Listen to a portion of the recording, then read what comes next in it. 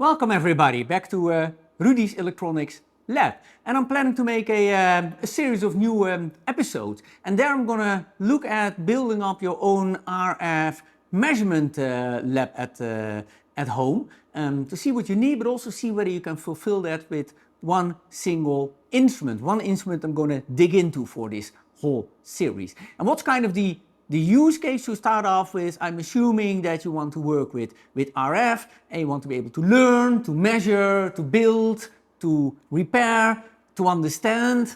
I'm thinking here of the very first episode that I ever posted on my YouTube channel, where I was playing around with this Rode & Schwartz teaching kit, which had like an IQ modulator and demodulator and all types of interesting stuff. Still want to get back to that unit as well. But you'll need a couple of measurement instruments to play around in the RF field to understand that black magic. And of course there's plenty of very advanced type of measurement instruments on the market. I'm showing you here a couple of signal generators, the complex signal generators or vector signal generators. I'm going to show you a couple of signal analyzers and spectrum analyzers, but they're way beyond my reach, and I think for most people's reach when we talk about the home lab.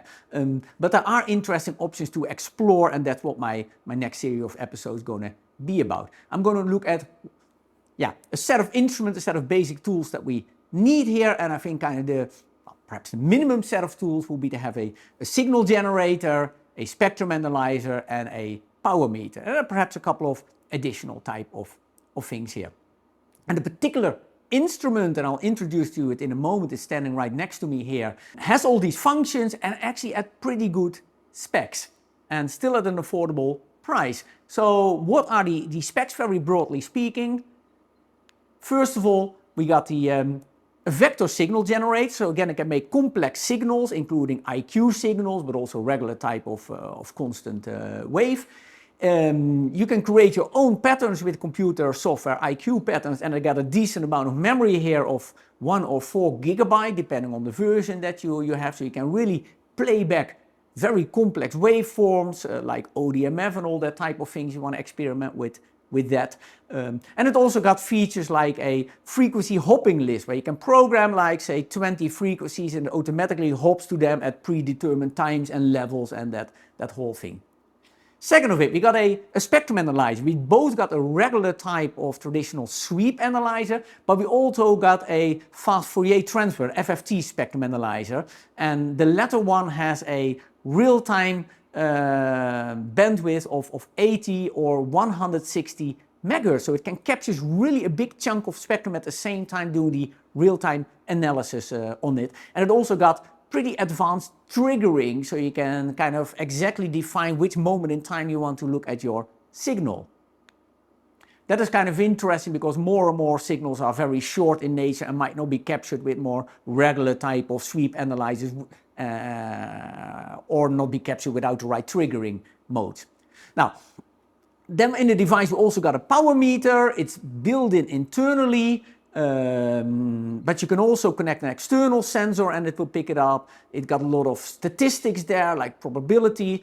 It got filters that you can choose for. It also got advanced triggering when it's doing the power metering. And finally, this device also has a recorder of the data that is being received. It's an IQ recorder. It got a decent amount of storage memory, 4 megasamples. You can sample at 100 megahertz, and then you can save it to various type of files. And you can also use all type of filters like Gaussian filters to clean up your signal before you are recording it. And all this stuff you can basically do up to 3 gigahertz or up to 6 gigahertz depending on the version of the instrument that you are getting. And all of this is in one single instrument, one single unit, and it's something that is nowadays on the second-hand market available for price range of maybe 2,000–3,000 euros depending on your exact specs, maybe 4,000 if you really want the top specs on all the different domains, etc. So it might become in reach of people for a home lab. Also taking into consideration and buying all of these instruments separately will really add up to a much higher price here. Now, which unit I'm talking about, I guess some of my viewers already might have figured it out. I'm talking about the Rode & Schwartz CMW 500, and that's the unit I got just next to me. I'm very happy to have the unit. I've been thinking about getting one for for a while. Now, this unit obviously has never been designed for the home lab. Let that be clear. It was designed for laboratory work, etc., but particularly for production testing of mobile phones. It's also interesting that it's super accurate of doing so. And why so accurate? That has to do with the reasons why people were buying these type of instruments. They were buying them basically to test whether each individual mobile phone produced on their production platform was meeting the regulatory requirements. So imagine you got like a big production plant of mobile phones, 4G mobile phones in this case, and you were selling them to a client, say Verizon or Vodafone or wherever it might be. And then you really wanted to make sure that each of the phones that you were shipping to your client actually met the regulatory requirements. You have to, you agree to that. At the same time, you don't want to ditch any phone that is just out of the requirement, but you want to keep in all the phones that are just within the requirement. So in order to keep your yield at the maximum level and at the same time meet the customer demand, you really want to be able to assess very precisely whether a terminal is just within the regulatory limit and outside the regulatory limit. So your measurement instrument has to be super precise to do that. Now, a number of years forward, they are now getting on the market, and I'm considering this as a general purpose type of instrument. Why this is interesting? Most type of production testers have no interest to us as home labs at all. Why is this one interesting? Well, first of all, it got a continuous frequency range from very low to 3 gigahertz or 6 gigahertz. That is not obvious with production tests that are often designed just to cover a small frequency range for the devices to be tested. Second of all, it has like a list of generic functions in there. That's not obvious in production testing devices either, but this device has it. It was made in very large number because in production testing of mobile phones, often each example was tested for the regulatory requirements. So they needed a lot of them, thousands, perhaps 10,000 of these were made, but also means that there's a huge stock of these devices basically existing in the world. And right now they're being retired for production. This is a 4G device. And now basically if you want to do production tests, you probably need 5G test devices. So these are being retired en masse. And you can also see that on places like eBay and auction sites. You got a lot of these being offered right now. There's so many of them made, keeps the price low, and that kind of starts to make it interesting to consider them for their generic measurement type of purposes. Now, like I said, there's going to be a couple of upcoming episodes here. Well, again, we'll focus on the use of this device pre-owned at a reasonable price as a general purpose instrument. I will particularly also compare how it does that compared to the CMU 200. That's the previous generation, only going to 3G. I already did a series of episodes on those. And it's quite widely used nowadays for this function. And I want to see whether the CMW 500 has serious advantages over the 200 or perhaps some disadvantages. And I can already tell you it's actually both in a sense. And so in the next episodes I'm going to focus on introducing the CMW, all the different versions that have been made of it, etc.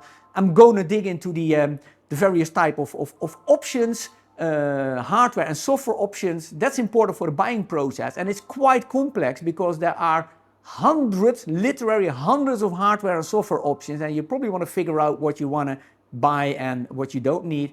And then I'll have separate episodes where we'll be going into the signal generator and the power meter functionality and the spectrum analyzer functionality. I would like to show you a quick preview of my units. I'm setting in them an AM modulated signal starting off the power analyzer. See minus 10 dB. That's also what my analyzer is set at this frequency of 800 megahertz. Let me now go and take a look at the spectral characteristics of that signal. So this is the regular spectrum analyzer. We got lots of functionalities here all over the place, what we can be setting here, all the type of analyzer setting, all the stuff that you would find on an advanced type of spectrum analyzer.